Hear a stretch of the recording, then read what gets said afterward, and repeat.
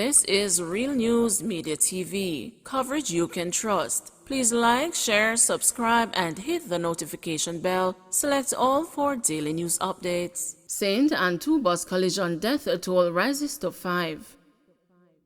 The death toll from the 2 bus collision on the Salem Main Road in Runaway Bay, St. Anne, on Sunday, July 26, has risen to 5. Another person who was hospitalized at the St. Anne's Bay Regional Hospital succumbed to their injuries on Sunday. Chief Executive Officer at the hospital, Dennis Morgan, made the disclosure on Friday morning. The deceased has been identified as 55-year-old Winston Brown. Of the 18 patients, 10 were discharged. Another one died, a 55-year-old gentleman, on August 7, so this brings the total number of persons who would have died to 5, Morgan said, adding that only 7 of the over 18 persons who were initially hospitalized remain in hospital. To date, we have 7 persons remaining in hospital, 5 males and 2 female patients, he disclosed. Morgan's death follows those of 38-year-old bus driver Kermit Grant, 56-year-old Elizabeth Palmer, 20-year-old Kaja Palmer, and another man who succumbed at the Cornwall Regional Hospital. In the meantime, Morgan reiterated that a shortage of blood has been hampering surgical procedures on the injured persons. He made the statement while highlighting that the hospital in recent weeks has also been experiencing an increase in the backlog of surgeries outside of the ones from the accident. And then you have cases that are not from the accident that would have required a surgery, so here you have a backlog, which is normal in the big scheme of things because you would have been dealing with persons who would have been scheduled for surgery, such as hernia cases and so on, so you have that pile on, he explained. However, in assuring that his team has been getting the job done, he sought to clarify that the recent backlog is not only due to the recent accidents in the parish, but a spillover of surgeries that had to be postponed at the peak of the COVID-19 pandemic. Fisherman charged with abduction and the sexual assault of a child. Detectives in Westmoreland have charged a fisherman with the abduction and the sexual assault of a child. 42-year-old Patrick Bromfield of Top Road in Little London, Westmoreland, was charged with forcible abduction, attempted rape, and a grievous sexual assault on Wednesday. A release from the Jamaica Constabulary Forces Corporate Communications Unit says the charges stem from an incident in Broughton, Little London in July. Bromfield was reportedly asked to take the child to a shop on his motorcycle. He left with the child and took her into a lane where he allegedly fondled and attempted to rape her, the CCU says. The child managed to escape and a report was made to the police. Bromfield surrendered to the police in the presence of his attorney and was subsequently charged. Court appearance postponed for murder accused captured in Cayman Islands. An incomplete case file has resulted in the postponement of today's court appearance by murder accused Rudolph Boxer Shaw, who was captured in the Cayman Islands last month.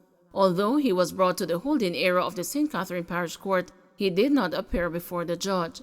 Presiding Judge Nicole Kellier told the court that the file was incomplete and the Shaw would have to return on August 19. Shaw has been in custody since July 8 when he was held by the Cayman Royal Police Service. The police say Shaw was previously pursued in Jamaica by the Joint Anti-Gang Task Force and other police units, but managed to elude capture before leaving the island by boat. They say Shaw was wanted in connection with multiple murders and several shootings in St. Catherine and is considered to be one of the most wanted men in the 2 police divisions in the parish. He has been charged with 1 count of murder so far. Retired policeman suspected of committing suicide in St. James. Former police inspector 62-year-old Ralph Medley is suspected of committing suicide by shooting himself this morning in St. James. His body was discovered by his wife at his Montego Hills home about 10 a.m. His wife reportedly went looking for him after noticing he had not left his room.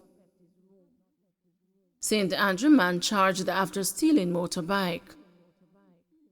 Lawmen assigned to the St. Andrew North Division have charged a 25-year-old Janico Fender of East Norbrook Heights, Kingston 8, with larceny of motor vehicle after he allegedly stole a bike on Borderway Woodford in St. Andrew on Monday, May 16. Reports are that about 4:45 p.m., Fender, along with another man, went into the community and stole a man's 2020 Zamco CG200 motorcycle. The complainant, who was nearby, allegedly saw Fender driving his motorcycle. He beckoned Fender to stop, but he refused. Fender was subsequently arrested and charged following an interview.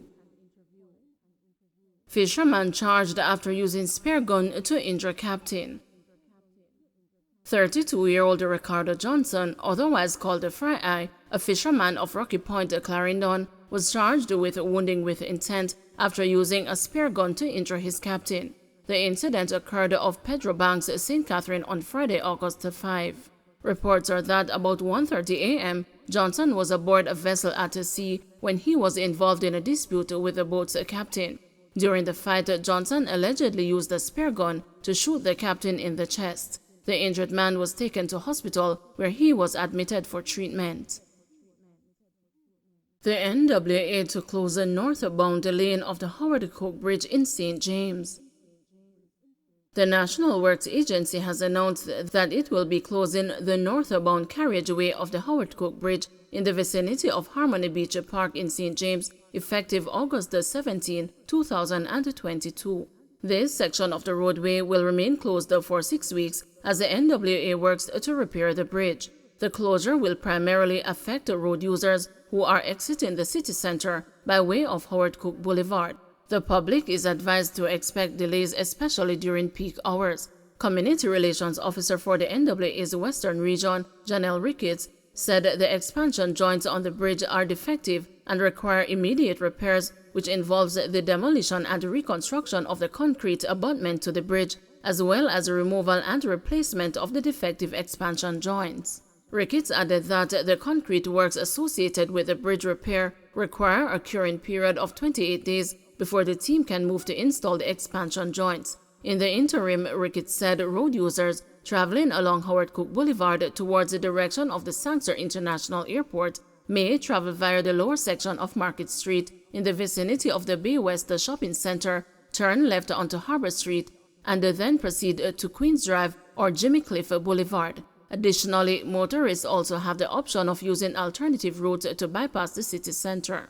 Motorists traveling from the Fairfield direction towards the Sangster International Airport who are desirous of bypassing the city center may travel via Fairfield, Catherine Mount, Hemingway Way, and then onto Dr. Horace Chang Boulevard before making their way to the Elegant Corridor.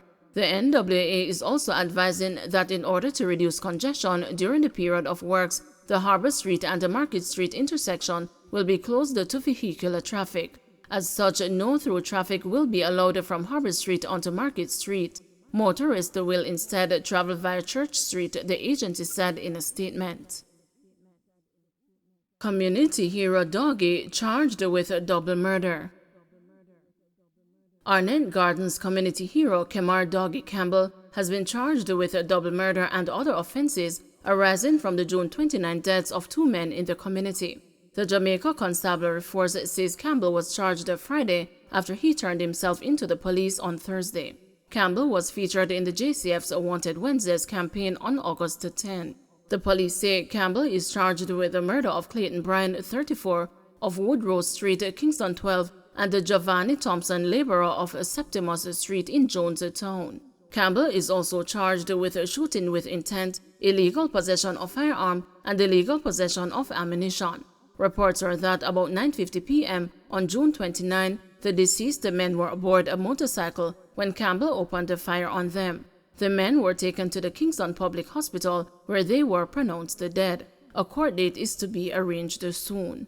Campbell was hailed as a humble hero for his valiant effort in assisting to rescue a Jamaica Public Service Company contractor who was being electrocuted atop a light pole in the Mexico section of Trenchtown on February 2. The contractor died days later in hospital. Jamaica seeking vaccines for monkeypox.